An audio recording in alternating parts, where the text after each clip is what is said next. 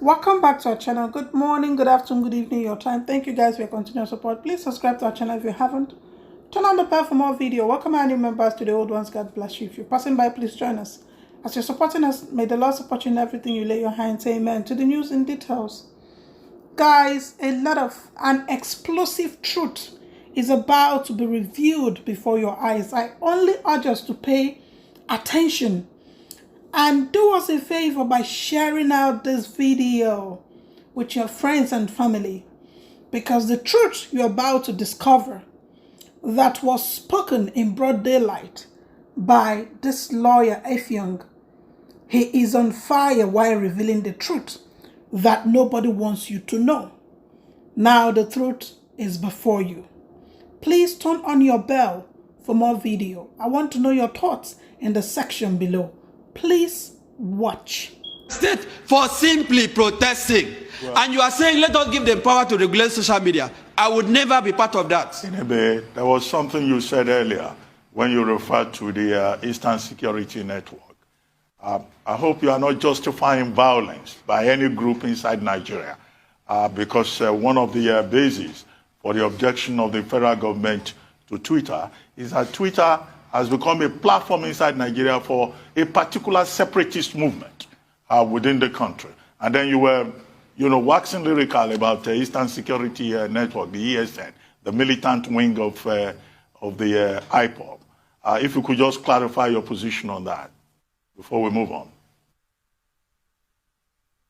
I totally oppose. I totally deprecate and condemn unreservedly the killing of policemen, the burning of police stations, the carnage that is going on in the East. I am not sympathetic to IPOB. I don't believe in IPOB. I don't subscribe to IPOB. I am not a follower of Nnamdi Kanu. I have never been. I have always been critical of what he's fighting for. I do not believe in Biafra. I also do not believe in splitting Nigeria, even though I totally oppose the fraudulent one Nigeria they are talking about, because the united Nigeria that I want must be based on justice, must be based on rule of law. But I do not believe that we should divide the country. At the same time, we cannot criminalize what ordinarily should be an exercise of the right to self-determination. Eastern Security Network, whatever they are doing, I do not endorse it. I totally condemn it. But the point I am making, Dr. Bati, is that we should not be addressing these matters on the surface. Let us go to the roots.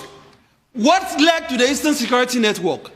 Did Nnamdi Kanu just start with this group? They started by marching, carrying flag, going on the street, protesting. What was the response of the Nigerian state? What was the response of the Buhari regime? They deployed Operation Python dance. The Python was dancing on the lives of the people of the Saudis. People were being killed. People were being slaughtered. They were being attacked. They were not even allowed to protest, even when they charged him for treasonable felony. Even when they had filed charges before Justice Nyako at the Federal High Court in Abuja.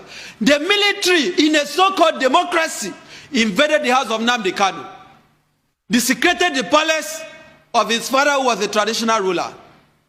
You cannot have that in a decent country.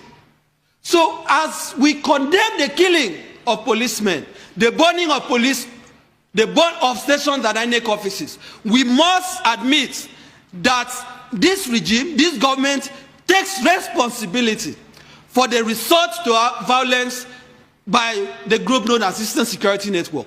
If we are not truthful about these things, Dr. Bassi, we will continue to see history repeat itself. Boko Haram started when Mohammed Yusuf was extrajudicially killed. Have we learned any lesson as a country? The answer is no. We are still resorting to primitive, draconian ways of responding to civic agitation. When people are protesting, you engage them, you talk to them. That is why you say you are running a democracy. You don't kill them. You don't deny them of the right to protest. But we keep saying IPOB, and what the president said, he will speak to them in the language that they understand. These people have not recovered. The people of Eastern Nigeria, the Igbos in particular, they are still going through the agony of the civil war. And you are saying you treat them in the language they understand? What is the language of the civil war? But there's an argument, and I'd like your comments on that argument, that the president's remarks were taken out of context. Those he was referring to were the armed groups who have forgotten the pains of the Southeast during the Civil War. The armed groups who are going around torching Nigerian infrastructure belongs to us, INEC infrastructure, for our democracy. That comment was made to a specific cadre of criminals. So those who leapt to their defense were wrong-footed, including Twitter, who did not take time to appreciate the broader context of that remark before deleting the tweet. Now, should Twitter have approached the Nigerian government, because this is a sovereign state, before deleting that tweet? I want your take on that. And also the general global move towards social media regulation. The U.S. government, the U.S. House of Representatives actually has 4 bills right now in the offing to restrain social media giants about utilizing user data, buying other platforms. I grant you, none of them is trying to restrain or censor the actual posts that individuals make. But there is a general sense that social media giants are too big for their britches. Your comments? Do you know that as I speak today, Nigeria does not have a data protection law? Embarrassingly enough. Because you are citing the example, and that is why I'm saying when we make these comparisons, we must look at the peculiarity of these countries.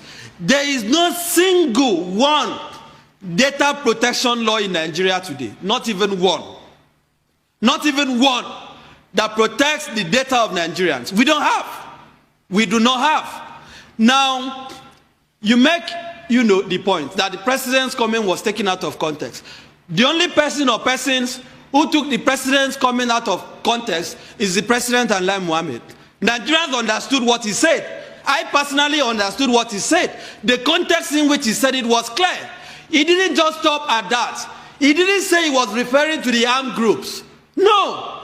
When you look at it objectively, when you look at it in context, because he said that they have businesses all over the country.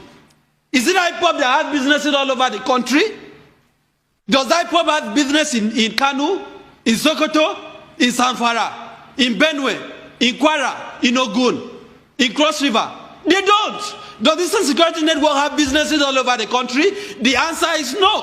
Buhari was referring to the Igbos. We can admit it, we can pretend about it. His body language has been clear. He started by saying you cannot treat 93 and 5% equally. We have seen how he has marginalized the Igbos. No Igbo is represented in the National Security Council.